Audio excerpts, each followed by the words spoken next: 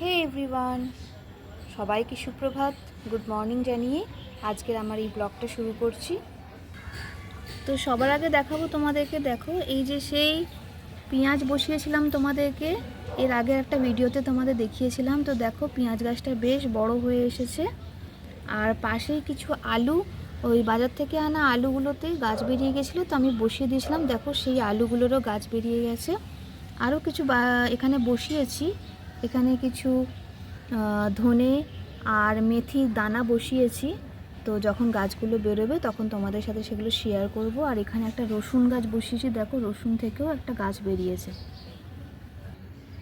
আর তোমাদেরকে দেখো আমার গ্ল্যাডিওলাস গাছটা দেখাই। আমার গ্ল্যাডিওলাস গাছটাও কিন্তু বেশ বড় হয়ে উঠেছে, আর আমি গাছটাকে বেঁধে দিয়েছি যাতে সোজা থাকে, যদি ফুলের স্টিক বেরোয় যাতে বেঁকে না যায়। আর সকাল সকাল উঠেই আমার এই যে বিছানা গুছিয়ে নিয়েছি আগেই, আজকে বেশ কিছু কাছাকাছি করব, সেই জন্য তাড়াতাড়ি উঠে এই বিছনা টিছনা গুছিয়ে নিয়েছি। আর এই যে তোমাদের চুনু, আমার সোনা এখানে বসে রয়েছে। সবাইকে গুড মর্নিং বলে দাও। এই ও কোনোদিনই ক্যামেরা ফ্রেন্ডলি জীবনে ছিল না, ক্যামেরার দিকে তাকালেই ওর ওর কি হয় জানি না, ক্যামেরা যেদিকে তাক করবো ও অন্যদিকে মুখ ঘুরিয়ে থাকে। তো চলো, তো এবার আমি আমার ব্রেকফাস্ট খেয়ে নেবো। তো এই হচ্ছে আমার লিকার চা সকালবেলা, আর এই যে 3টে গোলা রুটি।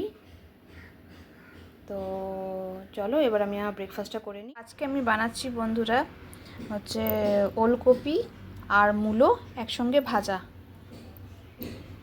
তো চলো এবার রান্নাটা শুরু করি। তো বন্ধুরা আমার এখানে এই যে মূলো আর ওলকপি ভাজা হয়েও গেছে। আর এই যে দেখো আমার মাছের ঝোল, এখানে হচ্ছে আমি ছোট ছোট শিঙি মাছ নিয়েছিলাম, জ্যান্ত শিঙি মাছ। শিঙি মাছ দিয়ে ফুলকপি দিয়ে আলু দিয়ে ঝোল করেছি জিরে দিয়ে। আর এইটা হচ্ছে লোটে মাছের ঝুড়ো। তো লোটে মাছটা একদমই ওই পেঁয়াজ আর দিয়ে লঙ্কা দিয়ে, কাঁচা লঙ্কা দিয়ে এটা করা। এটা খুবই টেস্টি হয় খেতে। কোনো দিন এইটার রেসিপি তোমাদের সাথে শেয়ার করবো আমি কিভাবে বানাই। তো এইগুলো হচ্ছে আমার মোটামুটি আজকের দিনের রান্না। আর ভাত হচ্ছে, এই যে ভাত অলরেডি ফুটছে। তো আমার রান্না মোটামুটি হয়ে এসেছে। তো এই যে 12টা বাজতে যায়, এবার আমি আর ডিউটি আছে যেহেতু, আমি এবার মোটামুটি ডিউটির জন্য রেডি হব। রেডি বলতে এখন থেকেই চুলটুল বাঁধবো না, মানে এমনি রেডি বলতে ব্যাগ ট্যাগগুলো গুছিয়ে নেবো, বিকালের টিফিন জলের বোতল এইগুলো রেডি করব। তো চলো আবার পরে একটু পরে দেখা হচ্ছে। বন্ধুরা আমি এখানে খাচ্ছি, আর এই যে আমাকে একটুও খেতে দিচ্ছে না আজকে, আমাকে কি জ্বালাতন করছে। দেখছো দেখছো দেখছো, কোলে উঠে আসছে। বস ওখানে, তোকে তো খেতে দিয়েছি। ওই দেখছো আমার পাশটাতে এসে বসে আছে, কি না ওকে ভাত দিতে হবে।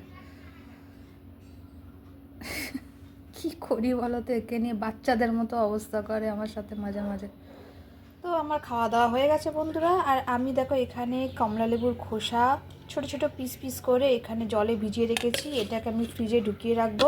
এটা অ্যাকচুয়ালি করছি এই জন্য, এই কমলা লেবুর খোসা বাটাটা এটা হচ্ছে স্কিন কেয়ারের জন্য খুব ভালো উপযোগী। শীতকালে কমলা লেবুর খোসাটা খুব ভালো স্কিন কেয়ারের কাজে লাগে, সেই জন্য আমি এটা করছি। আর তোমাদের একটা জিনিস দেখাই, দেখো এই যে এই কাঁচের জারটা দেখছো, এর মধ্যে হচ্ছে আমি সমস্ত সবজির খোসাকে ছোটো ছোটো পিস পিস করে, যেগুলো আমার ওয়েস্ট, যেগুলো সবজির খোসা যেগুলো ফেলে দেয় সেইগুলোকে এর মধ্যে জল দিয়ে ভিজিয়ে রেখেছি। এইগুলো যখন পুরোপুরি এর মধ্যে আরও একটু ভিজিয়ে ঢুকিয়ে দেবো, আর এটা যখন পুরোপুরি পচে যাবে, একদম কালার চেঞ্জ হয়ে যাবে, খয়েরি কালারে হয়ে যাবে, তারপরে এর আগেও আমি করেছি অলরেডি গাছে দেওয়ার জন্য, তারপরে ওইটাকে আমি মিক্স করে জলের সাথে মিক্স করে ওটা গাছে আমি দিই। আমি গাছে কোনো রকম সার টার কিচ্ছু দিই না, আমার যেটুকু কয়েকটা গাছ আছে তো সেই গাছগুলোতে আমি কোনো রকম বাইরের কোনো সার দিই না। তো এই জলটাই দিই মাসে 2বার করে। তো তাতেই মোটামুটি আমার গাছে যা ফুল টুল আসে।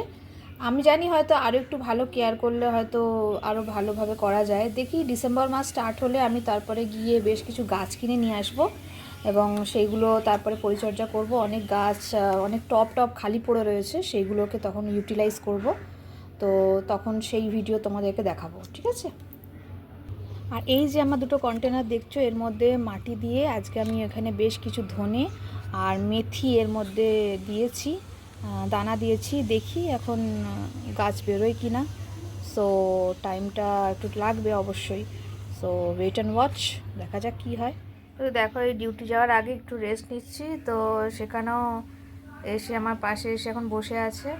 কিন্তু সবসময় যেন একদম সন্ত্রস্ত প্রহরী, আমাকে পাহারা দেওয়াই হচ্ছে ওর জীবনের মেন লক্ষ্য আর উদ্দেশ্য। আমি রাতেবেলা ঘুমালেও জানো তো বন্ধুরা, আমার মাথার কাছে এসে বসে থাকে, কোনোদিনও ঘুমাবে না ঠিকঠাক করে। ঘুমাবে, যেই আমি একটু পাশ ফিরবো টুকুস করে উঠে যাবে, উঠে আমার দিকে তাকিয়ে বসে থাকবে। আচ্ছা আচ্ছা, লজ্জা পেয়ে গেছো? এই তো এখন আমি পুরো রেডি হয়ে গেছি, এবার আমি যাব ডিউটি। আমার ইভিনিং ডিউটি আছে, তোমাদেরকে বলেছিলাম 2টো থেকে আমার ডিউটি স্টার্ট। তো এখন বাজে 1:30, আমি এখান থেকে এখন বেরোবো। তো চলো, এরপর আবার নেক্সট কথা হচ্ছে যে আমি ডিউটি যাব। এবার এনার মুখটা দেখো, শুকনো বাংলার 5 হয়ে গেছে। আয় চ, বাইরে চ। তো এই যে আমি এবার বিল্ডিং থেকে বেরোবো। তো আমি এখন এই যে রাস্তা দিয়ে হাঁটছি, এবার আমি অটো ধরবো।